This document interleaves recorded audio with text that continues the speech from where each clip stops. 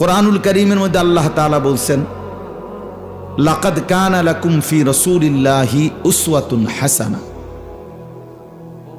অবশ্যই তোমাদের জন্য আল্লাহর রসুলের মধ্যেই রয়েছে সবচেয়ে সুন্দর আদর্শ।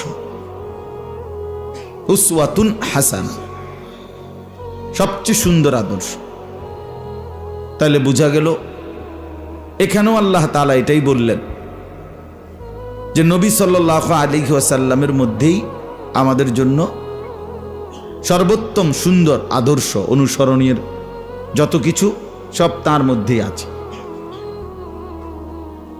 কোরআনুল কারীমের মধ্যে আল্লাহ তাআলা বলেন, ওয়ামা আতাকুমুর রাসূলু ফাখুযুহু ওয়ামা নাহাকুম আনহু ফান্তাহু। রাসূল যা নিয়ে এসেছেন তা তোমরা গ্রহণ করো, যা নিষেধ